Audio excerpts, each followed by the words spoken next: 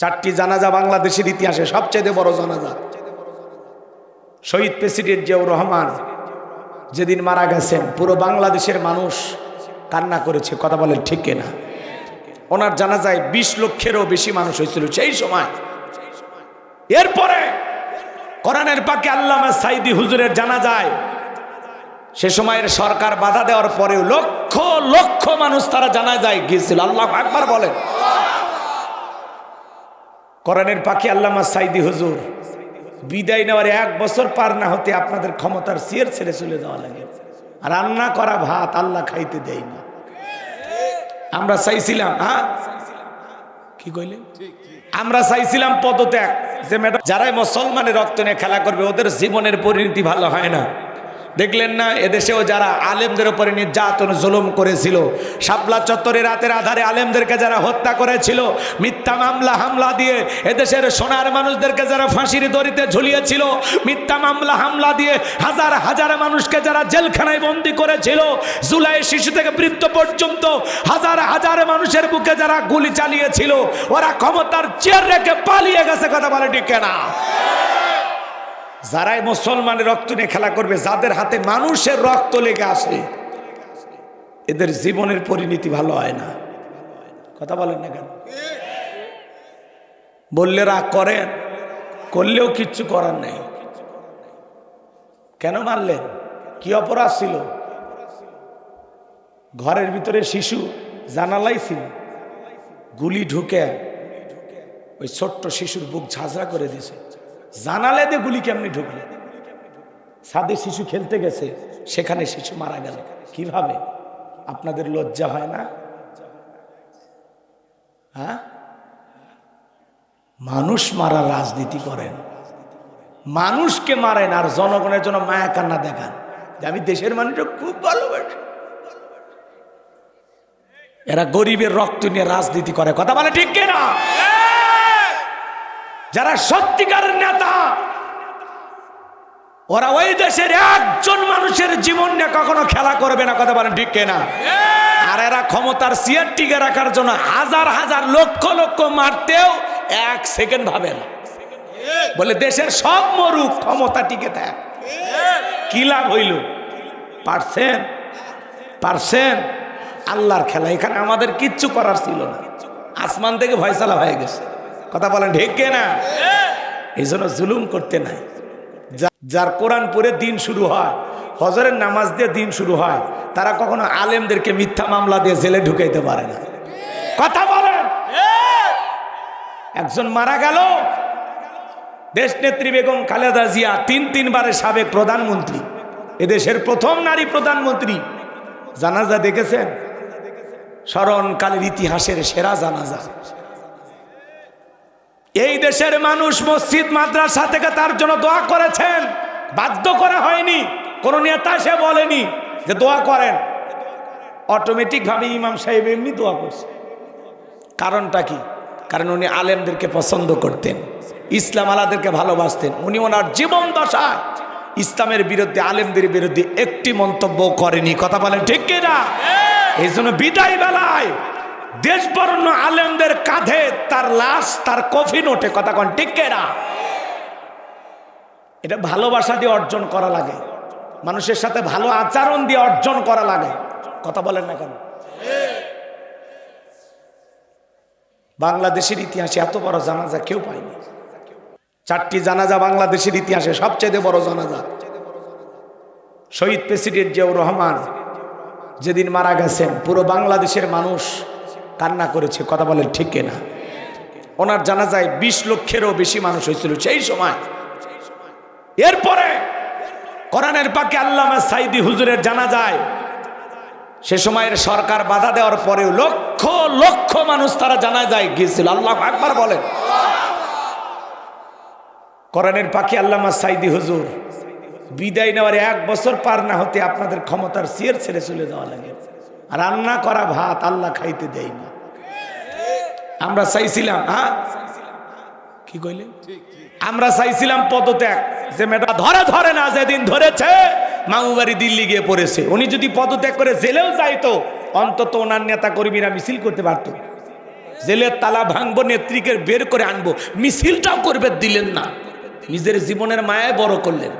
কথা কন না কেন? উনি যদি সেদিন মারাও যাইতো, দেশে একটা ইতিহাস হইতো যে পালাইনি, মরে গেছে, জীবন দিচ্ছে। কি কর? নিজের মুখে বলতো পালাবো না, তা পালিয়ে গেছে। এই দুঃখ রাখবো কোথায়? আর শাসকবিহীন আমরা 3 রাত কাটাইছি। কয় রাত? কথা কয় না? একজন জালেম শাসকের অধীনে 7 বছরও যদি থাকেন, কয় বছর? 7 বছর। দেশের যতটা না ক্ষতি হয়, শাসকবিহীন 1 রাত তার চাইতে বেশি ক্ষতি হয়। কথা কি বুঝছে? ওই 3টা রাত ভয়াবহ রাত গেছে। মানুষ আতঙ্কে ছিল, কেউ ঘুমাইতে পারেনি, নিজেরা বাড়ি ঘর এলাকা পাহারা দেওয়া লাগছে। কথা কন না কেন? আপনি রাগ করেন কে? রাগ করছেন? এলে মনের ক্ষোভ দুঃখ। কেন চলে গেলেন? কি দরকার ছিল? আর গেলেনই, পৃথিবীর আর কোনো দেশ দেখলেন না, ভারত গেলেন কে? কথা কন না কে? সৌদি আরবে যায় যদি উমরা করতেন, দোয়া করতেন, মাঝে মাঝে আমরা ভালো ভাবতেন। কিন্তু আপনি এমন এক দেশে গেছেন, এখন পর্যন্ত আপনি বলেন দেশের কাছে এসে চট করে ঢুকবো, ঢোকারই যদি ইচ্ছা ছিল, কেন বাইরে গেলেন? কথা কন ঠিক না? রাগ করতেছেন? মনের দুঃখ বাজা। একটা প্রধানমন্ত্রী পালিয়ে যাওয়া মানে বোঝে? একটা দেশের কি আছে? কিচ্ছু নাই, সব নিয়ে চলে গেছে। আছে এমপি মন্ত্রী যা ছিল সব চলে গেছে, সব চলে গেছে। তাও যে আমরা টিকে আছি, এটা অনেক কিছু। আল্লাহ এই দেশের উপরে রহমত আর বরকত নাজিল করেন। আর একটু জোরে কর না আমিন। আর যাই হোক, কোন নারী যেন এই দেশের প্রধানমন্ত্রী আর না হয়, আল্লাহর কাছে সেই দোয়া করেন। কারণ মেয়ে মানুষের রাগ বেশি, জেদ বেশি। স্বামীর সংসার থেকে বাপের বাড়ি চলে যায়, দেশ থেকে ভারত চলে গেছে। এদের সাবধান। আগামীতে যেই দলেরই হোক, তবে আমরা বিশ্বাস করি আগামীতে 12ই ফেব্রুয়ারি যে নির্বাচন হচ্ছে, এই নির্বাচনে যে দলেরই হোক, আশা করি একটা পুরুষ আমাদের প্রধানমন্ত্রী হবে। কথা বলে ঠিক কিনা? এদেশের পুরুষ প্রধানমন্ত্রী কারা কারা আছেন? হাত তুলে রাখান তো দেখি, লিল্লাহে তাকবীর। নারীদের দেখার দিন শেষ, আগামীতে পুরুষের বাংলাদেশ। হাত নামান আমার ভাইয়েরা, গভীর মনোযোগ দিয়ে কথাগুলো শুনে যান বাজান। যে কথা বলতে চাচ্ছিলাম, নবী ডেকে বলে, বেলাল, ইসলামের অবস্থা ভালো না, কালেমা পড়েছ, আপাতত প্রকাশ করা যাবে না। হযরতে বেলাল দেখে বলে, নবী, আমার জীবনের কোনো দাম নাই। আমার মনে বোমায়কে বলেছিলাম, উর্দুম্বা ছাগল পেশাব পায়খানা করে দেয়, এই ঘরে থাকতে আমার বড় কষ্ট হয়। ওমায় ডেকে বলে, বেলাল রে, উর্দুম্বা ছাগলের দাম আমার কাছে আছে, কিন্তু তোর মতো কালো হাফসি বেলালের দাম আমার কাছে নাই। নবী, আপনি দোয়া করেন মৃত্যু পর্যন্ত যেন আমি কালেমার পথে রেখে থাকতে পারি। এই কথা বলে হযরতে বেলাল চলে গেলেন। পরের দিন সকালবেলা সূর্য উদয় হয়ে গেছে, অনেকটা বেলা হয়ে গেছে। হযরতে বেলাল দরজা খোলে না। অন্য চাকর যারা আছেন নালিশটা চলে গেছে ওমায়ের কাছে, যা বলে, নেতা এখন পর্যন্ত দরজা খোলে নাই, তাই নাকি? বলে, হ্যাঁ, ঠিক আছে, চলো যাই। হযরত বেলালকে দরজায় ডাক দেয়, বেলাল দরজা খোল। হযরতে বেলাল দরজা খোলে না। অন্য চাকর যারা আছে তারা বলতেছে, নেতা এই দরজা খুলবে না। এইবার জোরে করে ধাক্কা মারছে, যখন দরজা খুইলা গেছে, তখন এইবার উমায় তাকায় দেখে যেই রাত্রিতে বেলাল কালেমা পড়ে মুসলমান হয়েছে, ওই রাত্রিতেও একটা উর্দুম্বা ছাগলের কাছে কোনো পেশাব পায়খানা নাই। জোরে কন মারহাবা। এইবার উমায় ডেকে বলে, চাকরের দল, বেলালের বিরুদ্ধে মিথ্যা অভিযোগ দাও। তোমরা যখন ঘুমাচ্ছিলে, বেলাল তখন ময়লা আবর্জনা পরিষ্কার করেছে, তাকায় দেখো না একটা উর্দুম্বা ছাগলের কাছে কোনো পেশাব পায়খানা নাই, যাও নিজেদের কাজ করো। এই কথা বলে ওদেরকে দাঁড়িয়ে দিয়ে এক পা দুপা করে বেলালের কাছে চলে গেলেন। হযরত বেলাল দেয়ালে পিঠটা লাগাইয়া জিব্বা নাড়া জিকির করতেছে কার? এবার হযরত বেলালকে হালকা করে ধাক্কা মারছে, যখন জবান দিয়ে কালেমার আওয়াজ বের হয়েছে, তখন এইবার ডেকে বলে, বেলাল, তোর জবান থেকে শুনলাম তুমি কি মুসলমান হয়েছো। হযরতে বেলাল ডেকে বলে, মুসলমান হয় যারা মিথ্যা কথা বলতে পারে না তারা, ওয়াকুলু কওলান সাদীদা। মুসলমান হবে যারা, সত্যবাদী হবে তারা। মুসলমান কখনো মিথ্যাবাদী হতে পারে? আমাদের সমাজে মিথ্যাবাদী আছে না নাই? ভরা পেটে মিথ্যা, খালি পেটে মিথ্যা, ঘুমানোর আগে মিথ্যা, ঘুম থেকে উঠেও মিথ্যা। মিথ্যা বলতে বলতে চেহারা বেঁকা হয়ে গেছে, এক পা কবরে চলে গেছে। এত মিথ্যা কথা বলে, শয়তান পর্যন্ত বলে আমি এত খারাপ না। কই মিথ্যা না বলে আমার পেটের ভাত হজম হয় না, এরকম লোক আছে না নাই?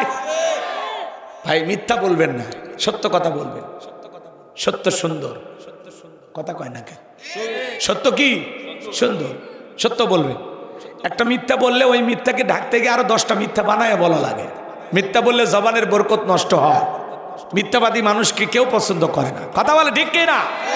আপনার স্ত্রী যদি মিথ্যাবাদী হয় কি ভালোবাসবেন? মিথ্যাবাদী লোককে কেউ পছন্দ করে না। এজন্য আমরা কেউ মিথ্যাবাদী হব না। আমরা জবান দিয়ে সবসময় সত্য কথা বলবো ইনশাআল্লাহ। আল্লাহ আমাদের সত্যবাদী হওয়ার তৌফিক দান করুন। কখনো মিথ্যা কথা হঠাৎ করে মোবাইলে মিথ্যা কথা বলে দিচ্ছেন কেন? কোন জায়গায় দাঁড়িয়ে আছেন? কাশুন্দি নাকি কাশুন্দা? এ কাশুন্দার কথাই বলবেন। দাঁড়িয়ে থাকেন কাশুন্দা, আপনি কোন আত্রায় মিথ্যা কথা কোন কে? আপনি মোবাইলে বলতেছেন দোস্ত 2 মিনিট দাঁড়া দোস্ত আমি আসতেছি।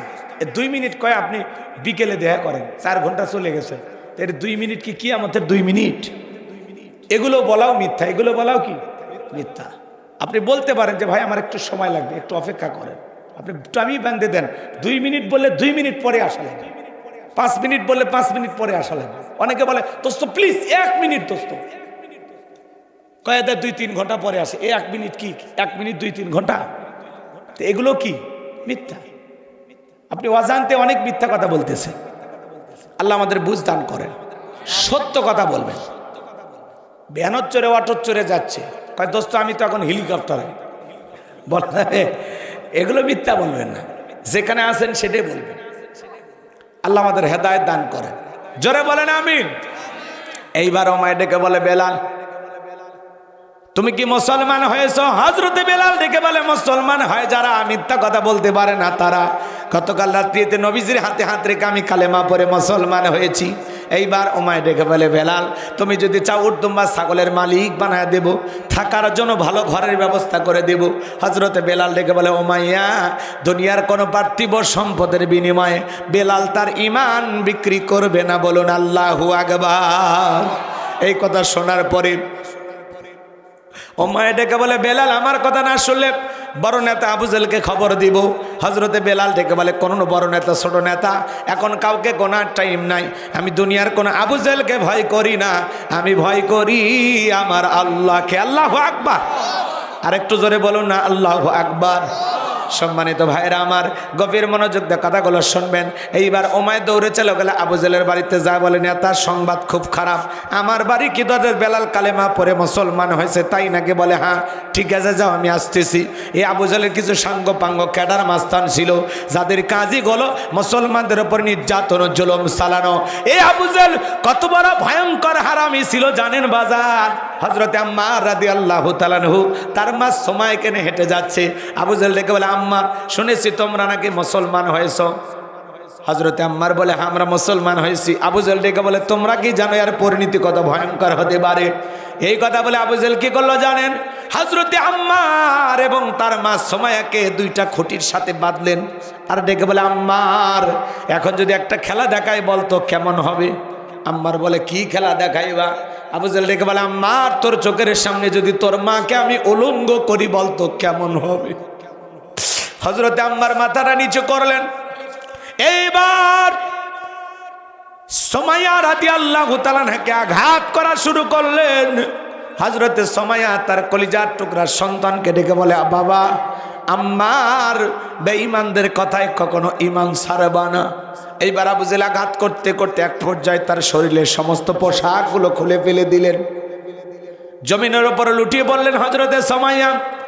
আবু জেল ডেকে বলে যুবকেরা দল আম্মারের মাথাটা উঁচু করে ধরো। যখন মাথাটা উঁচু করতে গেল আম্মার চোখের পানি ছেড়ে দেখা দেয় আর বলে আল্লাহ এই দৃশ্যটা দেখার আগে যদি জমিন ফাঁক হয়ে যেত তবুও ভালো ছিল। হযরত সুমাইয়া ওই পজিশনে থেকে সন্তানকে ডেকে বলে আম্মার বেঈমানদের কথায় কখনো ঈমান ছাড়বি না। আল্লাহ। আবু জেল বর্ষা দিয়ে আঘাত করতে লাগলেন।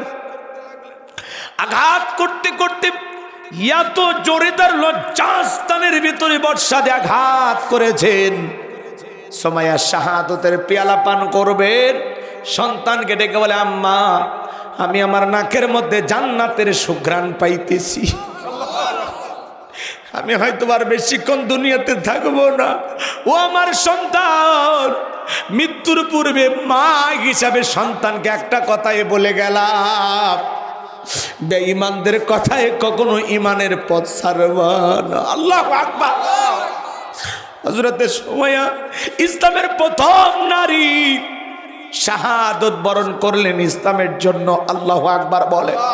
এত নির্যাতন জুলুম তাদের উপরে এসেছে, তবু 1 ইঞ্চি ইসলাম থেকে তারা সরে যায় নাই। বলেন আল্লাহু আকবার। বেলালকে আবু জেহেল ডেকে বলে, বেলাল এই দিকে আয়। এসব কি শুনছি, তুমি নাকি মুসলমান হয়েছ? হযরতে বেলাল ডেকে বলে, হ্যাঁ, গতকাল রাত্রিতে নবীজির হাতে হাত রেখে আমি কালেমা পড়ে মুসলমান হয়েছি। আবু জেহেল ডেকে বলে, বেলাল আমি তোরে পার্সোনালভাবে মহাব্বত করি, তোর উপরে একটা বিশেষ নজর ভালোবাসা কাজ করে। বেলাল তুমি যদি চাও উর্দম বা ছাগলের মালিক তোমাকে মানায় দেব, থাকার জন্য ভালো ঘরের ব্যবস্থা করে দেব, ব্যবসা বাণিজ্য যদি করতে চাও টাকা পয়সা যা লাগে দেব। বেলাল তুমি চাইতে দেরি, তোমার চাহিদাটা পূরণ করতে আমরা দেরি করব না। হযরতে বেলাল ডেকে বলে, আবু জেহেল রে, দুনিয়ার সব সম্পদ যদি আমি বেলালকে দিতে চাও, দুনিয়ার সব সম্পদ ছাড়তে রাজি, নবীজির কালেমা ছাড়তে রাজি নাই। বলেন আল্লাহু আকবার। বিলালের উত্তরসূরি যারা পৃথিবীর অর্থের কাছে বিক্রি হবে না তারা, মুনাফিক মার্কা মুসলমান যারা টাকার কাছে বিক্রি হয় তারা, টাকা পাইলে বৈধকে অবৈধ বলে ফতুয়া দেয়, অবৈধকে বৈধ বলে চালিয়ে দেয়, টাকা পাইলে বাতিলের পাছাটা গোলাম হয়। আছে না না? মুনাফিকদেরকে সকালে কিনে বিকেলে বিক্রি করা যায়। কত টুপিওয়ালা দাড়িওয়ালা দেখেন না, বাতিলের চামচা কথা বলে। 1 প্যাকেট বিরিয়ানি খায়, কয় ম্যাডাম আপনি জান্নাতি, টিকিট কনফার্ম করে যাচ্ছি। এরকম হুজুর আছে না? আমার ভাইয়েরা মন খারাপ করবেন না বাজান, মুনাফিকদেরকে টাকা দিয়ে কেনা যায়। কথা বোঝেন না? হ্যাঁ, চা দিয়েও কেনা যায়, সেটা পরে পরে। রাগ করতেছেন আপনারা? বিরক্ত হইতেছেন? আগে হুজুরদের সাইজ করি।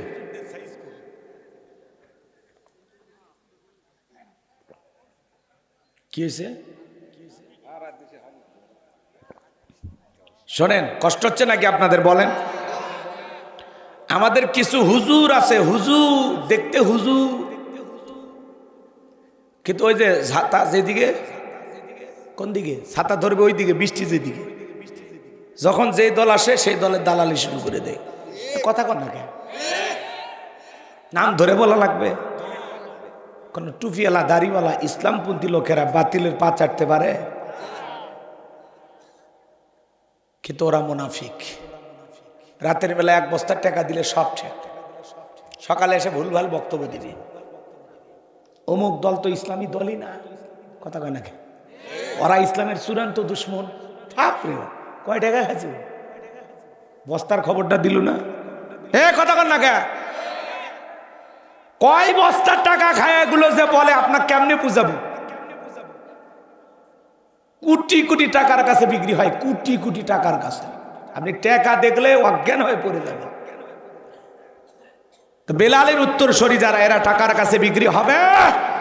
মুনাফিক মার্কা মুসলমান যারা, টাকা দিয়ে কেনা যাবে তাদেরকে কথা বলে ডেকে না। আমার ভাইয়েরা গভীর মনোযোগ দিয়ে শুনে যান বাজান। এইবার আবু জেহেল ডেকে বলে, বেলাল এত বড় লোভনীয় প্রস্তাব দিলাম, রাজি হইলা না? সোজা আঙ্গুলে কিউট না উঠলে আঙ্গুলে একটু বাঁকা করা লাগবে।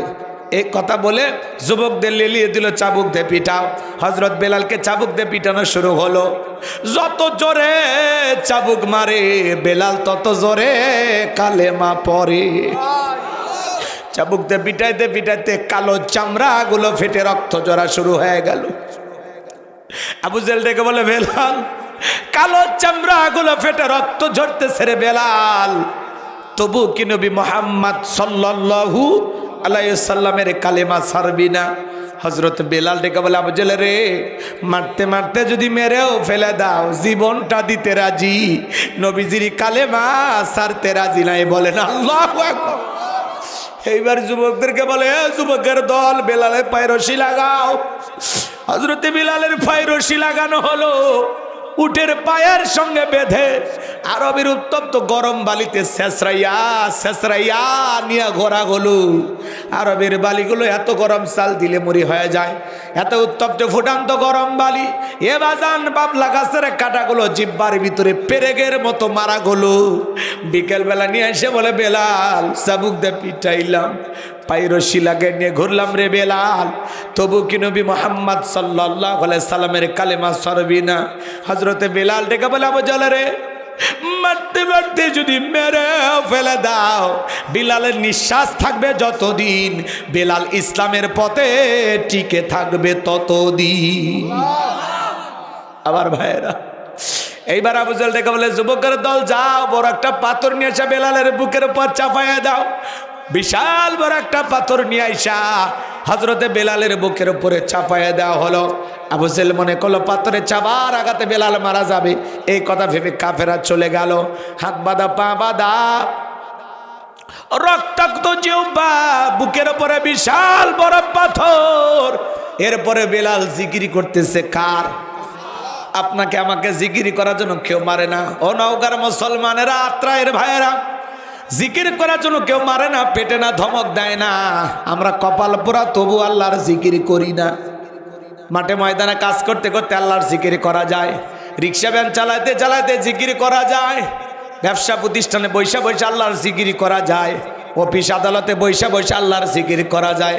হাদিস শরীফের ভিতরে আসছে, আমার নবী বলেন, যার জিহ্বাটা আল্লাহর জিকিরে তরু তাজা থাকে, আল্লাহর জিকিরে ভিজা থাকে, ওই জিহ্বাওয়ালা মানুষ কোনোদিন জাহান্নামের আগুনে জ্বলবে না। বলুন সুবহানাল্লাহ। আযকুরুনি আযকুরুকুম ওয়াশকুরুলি ওয়ালা তাকফুরুন। আল্লাহ বলে, তোমরা আমারে স্মরণ করো, আমি আল্লাহ তোমাদেরকে স্মরণ করব।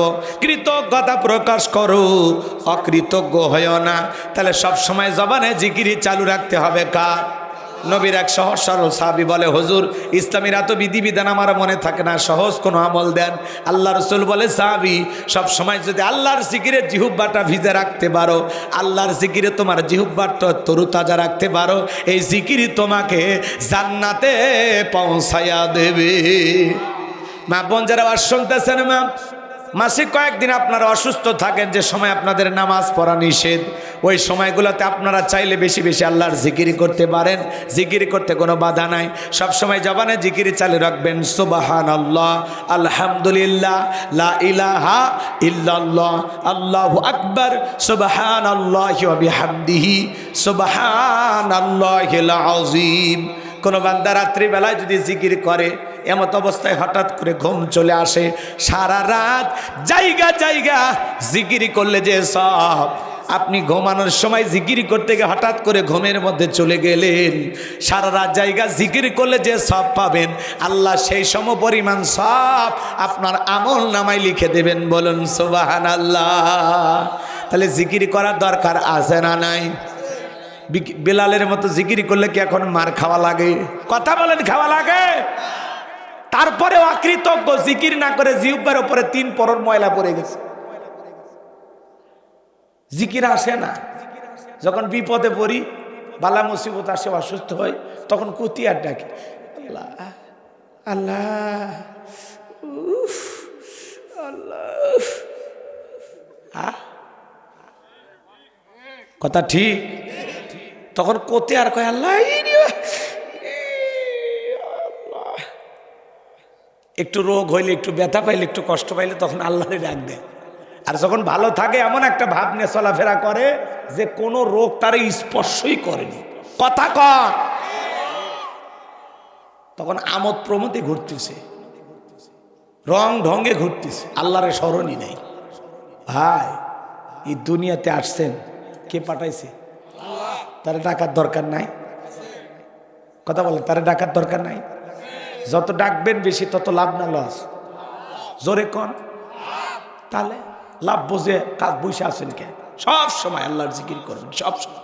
ফাঁকা পাইলে জবান সব সময় বন্ধ রাখবেন না, সব সময় জোরে জোরে বলা লাগবে না, আস্তে আস্তে,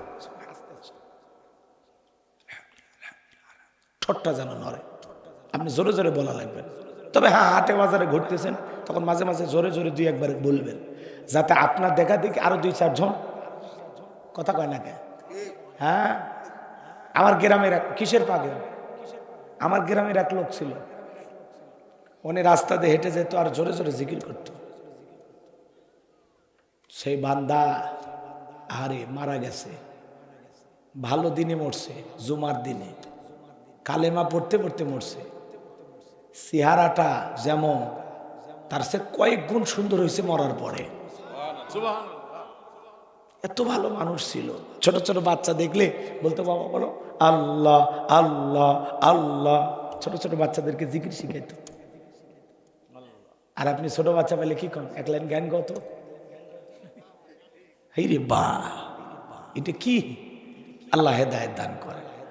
হযরতে বেলাল রক্তাক্ত জিহ্বাটা নাড়াইয়া চোখের পানি ছেড়ে দিয়ে কাঁদে আর বলে আল্লাহ,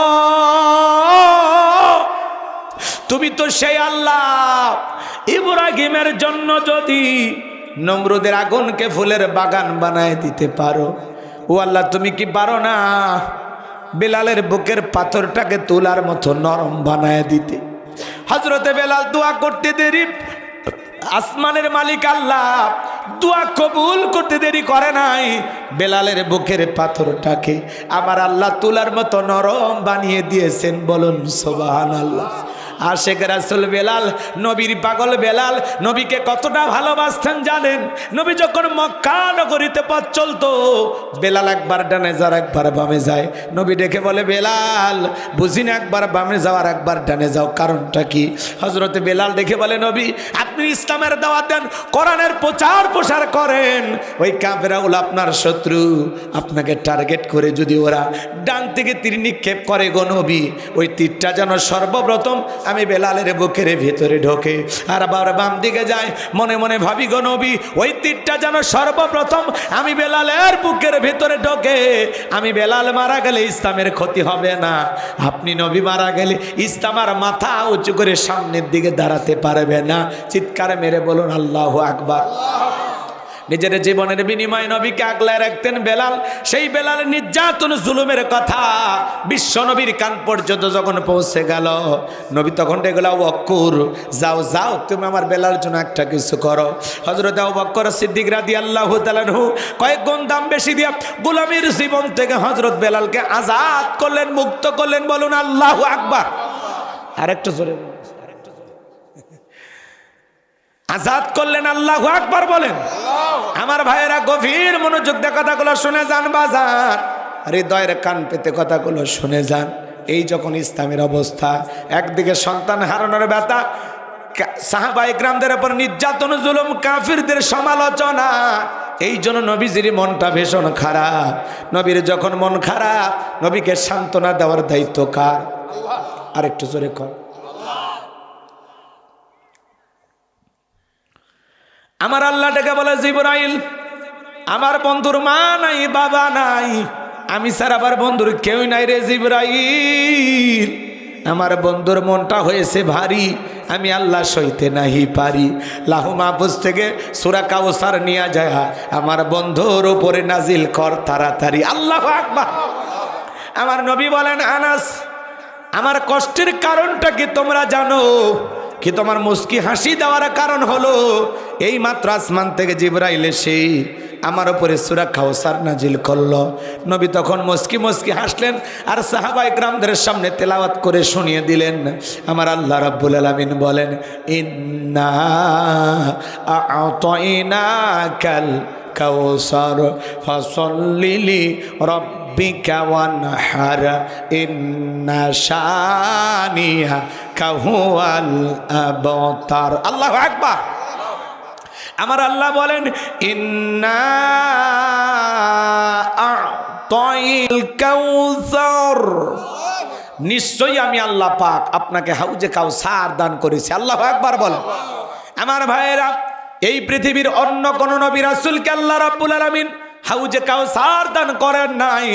আপনার আমার নবীকে আল্লাহ তাআলা হাউজে কাউসার দান করেছেন স্পেশাল ভাবে। সুবহানাল্লাহ সুবহানাল্লাহ। আমার আল্লাহ বলেন ইন্না আ'তাইনাকাল কাউসার, অবশ্যই আমি আল্লাহ পাক আপনাকে হাউজে কাউসার দান করেছি। সুবহানাল্লাহ। এই হাউজে কাউসারের পানি দুধের মতো সাদা, মধুর চাইতে মিষ্টি পানির মতো ক্লিয়ার। ওই কঠিন কিয়ামতের ময়দানে যেদিন বিচার দিবস কায়েম হয়ে যাবে বাজান, বিচার দিবসের একদিন হবে 50,000 বছরের সমান। যেদিন বেঈমানদের জিহ্বা নাভি পর্যন্ত ঝুলে আসবে, যেদিন সূর্য হাত মাথার উপরে চলে আসবে, সূর্যের তাপে জমিনটা হয়ে যাবে তামার জমিন। পাহাড় পর্বত নদী লালা বিল্ডিং ইমারত কোনো কিছু থাকবে না। কুল্লু মান আলাইহা ফান, সব আল্লাহ ধ্বংস করে দেবে। ওই দিন ভাই ভাইকে দেখে মারবে দৌড়। আল্লাহ বলেন ইয়াউমা ইয়াফিরুল মারউ মিন আখি ওয়া উম্মিহি ওয়া আবি ওয়া সাহিবাতিহি ওয়া বানি। সেদিন ভাই আপনাকে দেখে পালিয়ে যাবে, পিতামাতা পালিয়ে যাবে, স্ত্রী পালিয়ে যাবে, কেউ কারো পরিচয় দেবে না, কেউ কারো উপকারে আসবে না। কঠিন কিয়ামতের ময়দানে আল্লাহর আরশের ছায়া ছাড়া আর কোনো ছায়া থাকবে না। ওই ছায়ার ভিতরে আল্লাহ রাব্বুল আলামিন 7 শ্রেণীর মানুষকে ছায়া দান করবেন। এটা হলো কিয়ামতের ময়দানে আল্লাহ তৈরি করা ভিআইপি গ্যালারি। বলুন আল্লাহু আকবার। আমার ভাইয়েরা, মানুষ দলে দলে পানি পানি বলে চিৎকার মারবে আর নবীজির দিকে রওনা করবেন। নবীজি হাউজে কাউসারের পেয়ালা নিয়ে দাঁড়িয়ে আছেন, সুবহানাল্লাহ কোন। কিছু মানুষের চোখের সামনে আল্লাহ রাব্বুল আলামিন পর্দার আবরণ তৈরি করে দিবেন। আমার নবী তখন ডেকে বলবেন, আল্লাহ সংখ্যায় আমি আমার অনেক উম্মতকে দেখতে পাইলাম, কেন জানি সংখ্যাটা কমে গেল। আমার আল্লাহ তখন ডেকে বলবে, বন্ধু পাইকারি দরে সবাইকে আপনি হাউজে কাউসারের পানি পান করাইতে পারবেন না। দুনিয়ার জীবনে 2টি অপরাধ করেছিল যারা, আপনার হাতে হাউজে কাউসারের পানি পাবে না তারা। জোরে বলেন কয়টি অপরাধ? ওই 2টি অপরাধ কি কি একটু জানার দরকার আছে না নাই?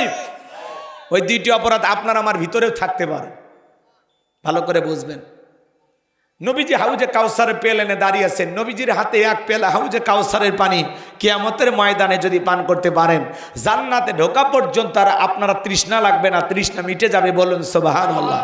কারা কারা নবীজির হাতে কিয়ামতের ময়দানে হাউজে কাউসারের পানি নবীর হাতে পান করতে চান? একটু হাত তুলে দেখান তো দেখ। এখন আমার সঙ্গে বলুন, আল্লাহ আমাদের সবাইকে কিয়ামতের ময়দানে নবীজির হাতে হাউজে কাউসারের পানি পান করার তৌফিক দান করুন। চিল্লায় বলুন আমিন। আরেকটু জোরে বলেন আমিন। আরো একবার বলুন আমিন। হাত নামান আমার ভাইরা। পানি চাইলেই কি পাওয়া যাবে? আমি আপনাদের এলাকা আসলাম, একটা ছেলের হাতে কিছু চকলেট দিলাম, দিয়ে বললাম ভাতিজা, এক্সাম্পল দিচ্ছি কথা বোঝার জন্য, উদাহরণ। ওই ছেলেটা চকলেট পেয়ে মারছে দৌড়। আমি বলতেছি সবাই দিকে আসো, কি আমার এক বদনা পানি এনে দাও। আচ্ছা ঠিক আছে। ওই বদনা পায়ে মারছে দৌড়। মাঝখানে দৌড়াইতে গিয়া আচার খায় পড়ে গেছে। যে উচ্চ দোপা আপনাদের এলাকা, বুঝলেন না? রাগ করতেছে না। মানুষ যখন বেশি আনন্দে থাকে মানুষের তখন হুশ কি হয়, কমে যায়। তো এই ছেলেটা দৌড়ের দিকে মাঝখানে পড়ে গেছে, হাঁটু ছিলে গেছে, রক্ত বেরোছে, ব্যথাও পাইছে। এরপরেও বদনা ভরিয়া পানি নিয়েই হাজির। আমি তখন বললাম, বাবা এই পানিটা আনতে গিয়ে কষ্ট হয়েছে, মাঝখানে আচার খাইছো, ব্যথা পাইছো, পড়ে গেছো মনে হয়। তখন ওই ছেলেটা বলতেছে, আমি এরকম কত পড়ে যায়, আমার কিছুই হয় না। ওই চকলেটের খুশির কারণে ব্যথাকে ব্যথা মনে হচ্ছে না। কথা বলেন ঠিক না? কিয়ামতের ময়দানে নবীজির হাতে এক পেয়ালা হাউজে কাউসারের পানি তকদিরে নসিবে ভাগ্যে যদি জুটে যায়, তাহলে কিয়ামতের কঠিন দিন আপনার কাছে কঠিন মনে হবে না, আল্লাহ সহজ করে দেবেন। একটু জোরে কর না সুবহানাল্লাহ। সুবহানাল্লাহ বলতে কি ঠান্ডা লাগে? একবার সুবহানাল্লাহ বললে জান্নাতের ভিতরে আপনার নামে একটি গাছ লাগানো হয়। বৈশা আছেন নওগাঁয়, গাছ লাগালেন কই? জানেন সেটা কই না, কই লাগাইছেন? রাগ করতেছেন? তাহলে চিৎকার মেরে বলুন সুবহানাল্লাহ। নবীজির হাতে এক পেলা হাউজে কাউসারের পানি আর আল্লাহর আরশের নিচে ছায়া যদি ভাগ্যে জুটে যায়, আপনি জান্নাতি, আপনার আর কোনো টেনশন নাই। সুবহানাল্লাহ কোন। আর এই জান্নাতি মানুষদের কাছে কিয়ামতের বিচার দিবস 50,000 বছর তার কাছে লাগবে না। তার কাছে মনে হবে এক ওয়াক্ত নামাজ পড়তে যে সময়, সেই সময় লাগবে। সুবহানাল্লাহ বলেন। কথা কি বুঝতে পারছেন? জহরের নামাজ পড়ে আসর পর্যন্ত যেটুকু সময় মনে হবে যে কিয়ামত এরকম সময়, কিন্তু বেঈমানদের কাছে এই সময় শেষ হবে না, কঠিন মনে হবে, অনেক কঠিন মনে হবে। আমার ভাইরা শোনেন, তাহলে নবীজির হাতে হাউজে কাউসারের পানি চাইলেই পাওয়া যাবে না, কাজ করতে হবে। কথা বলে ঠিক না? ঠান্ডা পানি দিয়ে ওযু বানায় সালাত আদায় করতে হবে। হঠাৎ করে দেখবেন কিছু মানুষ নামাজ ধরলে এলাকার যারা পুরাতন মুসল্লি, এরাই নতুন মুসল্লি দেখে টিটকারি মারে, ঠাট্টা বিদ্রুপ করে। সূর্য কোন দিক উঠছে? উত্তরপাড়া বাদশা দিকে মসজিদে। নামাজ পড়বি না 2 দিন পরে ছাড়িয়ে দিবি? আছে না নাই? জোরে কন। ও চাচা মিয়া, আপনি তো দাওয়াত দিয়ে 5 জনকে মসজিদে আনতে পারেন না, তাহলে হঠাৎ করে একটা নামাজ পড়ছে, আপনার সমস্যা কি? 2 ওয়াক্ত পড়ুক না 2 দিন পড়ুক, আপনি যে সমালোচনা করলেন, আপনি যে ঠাট্টা বিদ্রুপ করলেন, এই লোক যদি পরের ওয়াক্ত থেকে আল্লাহর ঘরে আর না আসে, কি জবাব দিবেন? কথা কয় না? এই জন্য আপনার কথার আঘাতে একজন নামাজি, একজন ইমানদার যেন কষ্ট না পায়। কথা ক্লিয়ার? হঠাৎ করে কেউ নামাজ ধরেছে, আল্লাহ তারা হেদায়েত দান করছে, পরিবর্তন হচ্ছে লোকটা। পারলে দোয়া করেন যে ভাতিজা তুমি নামাজে আসছো, আল্লাহর কাছে দোয়া করি, আল্লাহ আমার ভাতিজাকে কিয়ামত পর্যন্ত নামাজ পড়া তৌফিক দান করো, মৃত্যু পর্যন্ত নামাজ পড়া তৌফিক দান করো। আপনি দোয়া করেন। পারলে আসরে নামাজ পড়ে বলেন, ভাতিজা আত্রাই বাজারে 1 কাপ চা না খায় আজকে ছাড়বো না। কথা কন। ভালোবাসেন, বুকে টানেন, ঘৃণা ছড়ান কেন? ঘৃণা ছড়ালে মানুষের ভালোবাসা পাবেন না। কথা কয়, রাগ করছেন? তাহলে নামাজি লোকের সাথে ভালো ব্যবহার করবেন তো ইনশাল্লাহ। নতুন মুসল্লি দেখে কোনো কথা মন্তব্য করবেন না, পারলে কি করবেন? দোয়া করবেন। পারবেন তো ইনশাল্লাহ? যুবক বয়সে দাড়ি রাখলে এটা নিয়েও সমালোচনা আছে না নাই? দাড়ি রেখে বনে ঘুরতে গেছে, কয় ভাবি আসসালামু আলাইকুম, সাথে চাচার খবর কি? বউ বাড়িতে এসে রাগ করে, তোমার সাথে বাহিরে যাওয়া যায় না কেন? কয় আমারটাকে ভাবি আর তোমারটাকে চাচা। যেই বউ নবীর সুন্নত দাড়িকে মহাব্বত করে না, ওই বউ আপনাকে 100% ভালোবাসা দিতে পারে না। কথা বলে ঠিক কিনা? এই দাড়ি সকল নবীদের সুন্নত। সুবহানাল্লাহ কোন। দাড়ি এমন একটা জিনিস, জুব্বা খোলা যায়, টুপি খোলা যায়, দাড়ি খোলা যায় না। এই দাড়ি হলো মদিনাওয়ালার প্রেম। কথা কয় না? দাড়ি রাখলে পুরুষকে পুরুষের মতো লাগে, দাড়ি ছাড়া পুরুষকে, মহিলারও দাড়ি নাই, পুরুষেরও দাড়ি নাই। আছে না? না রাগ করতেছেন আপনারা? শোনেন, ভালো করে শোনেন। আল্লাহ না করুক আপনি রওনা করছেন আত্রাই থেকে ঢাকা, হানিফ গাড়ি চড়ছেন, এরা তো ব্রেক ধরে কম, খুব দুর্ঘটনা ঘটায়। শোনেন, যে কুয়াশা পড়ছে, প্রচন্ড ঠান্ডা, এই হানিফ গাড়ি চড়ে আপনি রওনা করছেন, যমুনা সেতু যাওয়ার আগে বাস আর ট্রাক মুখোমুখি সংঘর্ষে আপনি মারা গেছেন। আল্লাহ না করুক যদি, এটা উদাহরণ, কথা আপনাকে শিক্ষা দেওয়ার জন্য, বোঝানোর জন্য, এটা কি এক্সাম্পল। এখন শোনেন, আল্লাহ না করুক আপনি মারা গেছেন, পকেটে টুপিও নাই, মুখে দাড়িও নাই, মানুষ তখন কি করবি? হয় সেন খুলবি, নাহলে লুঙ্গি তুলবি। কথা কয় না কেন? কথা বুঝতে পেরেছেন? আর যদি হয় টুপি অথবা মুখে দাড়ি যে কোনো একটা থাকে, তাহলে বুঝতে পারবে এটা মুসলমানের সন্তান। কথা বলে ঠিক কিনা? কিন্তু টুপিও নাই, দাড়িও নাই, কিচ্ছু নাই, বোঝা যাচ্ছে না, তখন লুঙ্গি তুলে দেখা লাগবি মাথা কাটানো আছে না নাই। কথা কন ঠিক কিনা? মরার পরে মানুষ ইজ্জত খুলে দেখবি। অতএব হয় দাড়ি না হলে টুপি, দুইটারে একটা নিয়ে ঘোরেন। কথা কয় না? কথা কয় না? অনেকে হুজুর দাড়ি রাখলে চুলকে, দাড়ি রাখলে চুলকায়, আছে না নাই? 50-60 বছর বয়স হয়ে গেছে, তাও সেলুনে যখন মারিয়ে দে, মারিয়ে দে। সেলুনের নাপিত বিরক্ত হয়, চাচা যে কায়দায় চামড়াগুলো জোড়া শুরু হয়েছে, আর বিরক্ত করি না চাচা, দাড়িটা ছেড়ে দেন। কয় দাড়ি রাখলে চুলকায়। চুলকাই বেটা, কবরে যা ফেরেশতারা চুলকানির মলম নিয়ে বসে আছে। কথা বলে ঠিক না? তোর জাগা মতো মলম লাগা দেবে। মুসলমান হিসাবে প্রত্যেকটা মুসলমানের মুখে দাড়ি থাকার দরকার আছে না? না